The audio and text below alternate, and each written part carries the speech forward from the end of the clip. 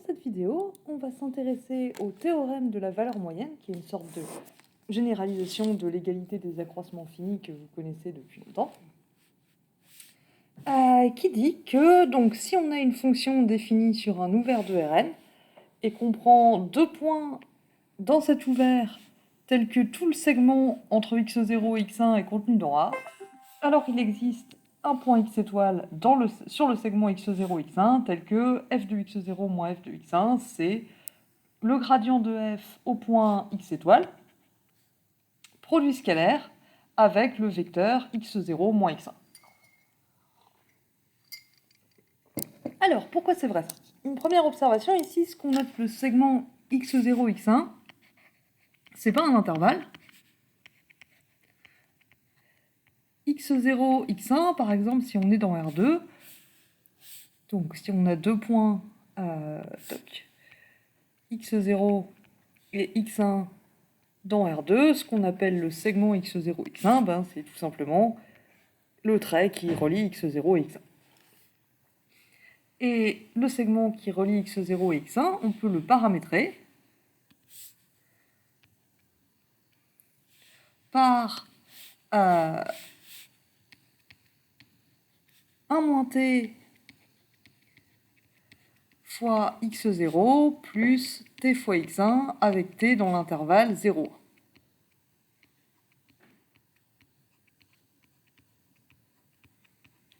Donc on suppose que tous les points 1 moins t x0 plus t x1 sont inclus dans l'ouvert A.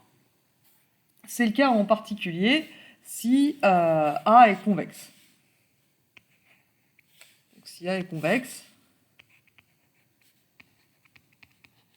c'est la définition de la convexité. Si A est un ouvert convexe, alors pour tout x0, x1, le segment x0, x1 est inclus dans A.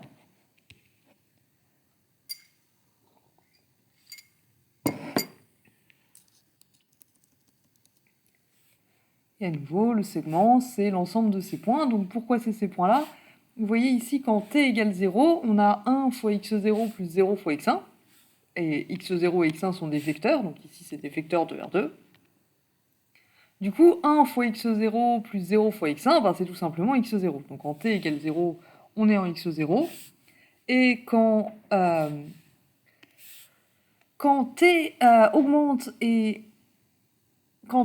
du coup, on s'éloigne progressivement de x0. 1 moins t, ça devient de plus en plus petit, tandis que t se rapproche de 1. Et donc, quand t égale 1, on arrive au point 1 moins t, 1 moins 1, donc 0 fois x0, plus 1 fois x1.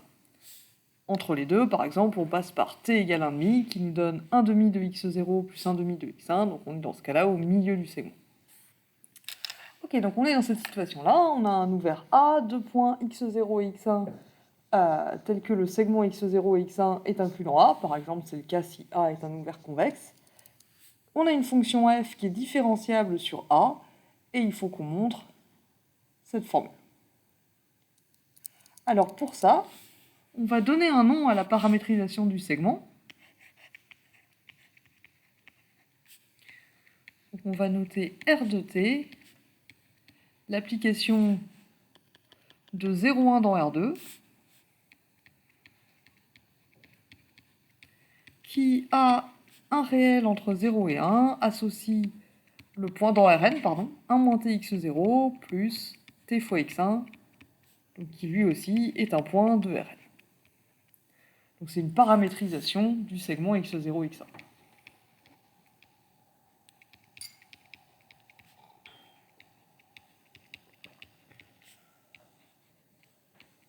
Voilà.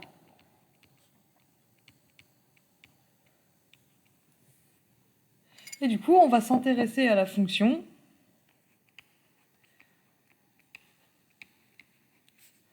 g de t. G de t, c'est f de r de t. Donc g, du coup, c'est la composée de r qui va de 0,1 dans Rn, avec f qui va de Rn dans R. Donc G, c'est une fonction de R dans R. C'est une fonction de 0, 1 dans R.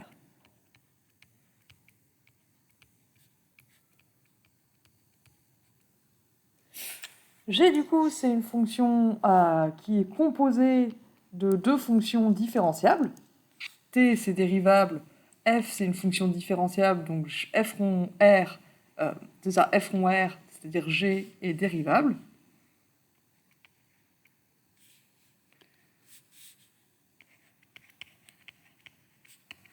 Donc comme R est dérivable,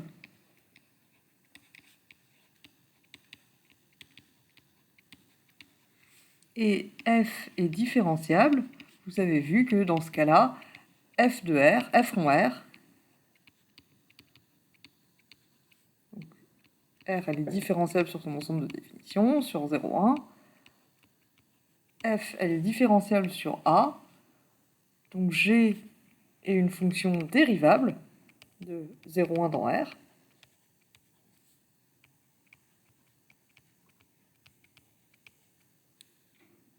et du coup on peut lui appliquer le théorème des accroissements finis sur 0, 1. Donc ça, c'est comme c'est une fonction définie sur un intervalle à valeur dans R, c'est le théorème des accroissements finis que vous connaissez depuis longtemps.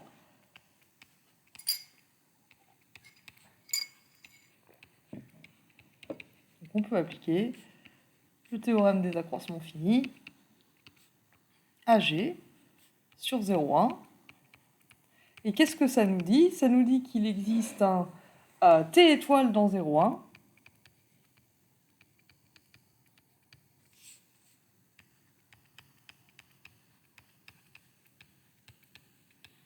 Tel que G de 1 moins G de 0 soit égal à G' de T étoile fois 1 moins 0.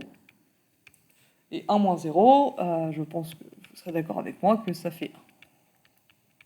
Donc il existe un T étoile entre 0 et 1, tel que G de 1 moins G de 0, c'est égal à G' de T étoile. Mais maintenant, G de 1, c'est donc f de R de 1, et R de T, vous vous rappelez, c'était 1 moins T x0 plus T x1, donc R de 1, c'est 1 moins 1 x0 plus 1 x1, c'est x1. Et donc f de R de 1, ben, c'est f de x1. G de 0, d'un autre côté, c'est f de R de 0. Donc c'est f de 1 moins 0 fois x0 plus 0x1. Et ça fait tout simplement x0. Donc ici on a f de x0. Et d'un autre côté, vous avez vu une formule pour dériver ce genre de fonction. Quand vous avez une fonction de Rn dans R composée avec une courbe R de t, vous savez que la dérivée de cette composée, c'est le gradient de f au point R de t, produit scalaire avec R' de t. Et maintenant, c'est qui R' de t? Il suffit de dériver R par rapport à t, on voit que ça va nous faire... on a x0 moins tx0 plus tx1, donc le x0 c'est une constante. Quand on le dérive, il ne reste plus rien. Parce que si on dérive par rapport à t, hein, c'est R' de t. Quand on dérive moins tx0, ça nous fait moins x0, et quand on dérive tx1, ça fait x1. Donc R' de t, ça fait x1 moins x0.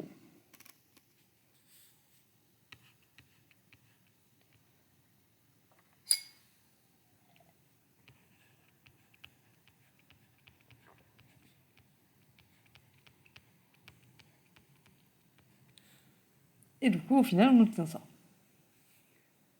Du coup, ici, G' de t étoile, c'est égal à gradient de f au point R de t étoile, produit scalaire x1 moins x0. Et du coup, ici, pour obtenir le résultat qu'on veut, on n'a qu'à noter x étoile, le point R de t étoile, et t étoile, c'est 1 moins t étoile, x0 plus t étoile x1, c'est un point du segment.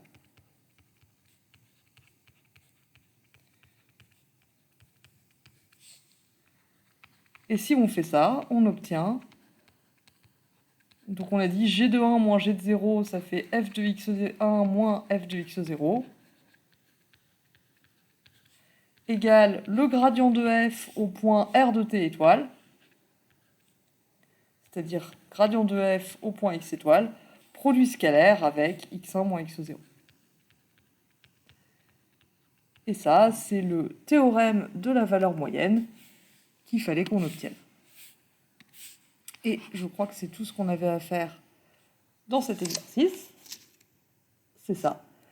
Donc on a terminé. Merci de votre attention.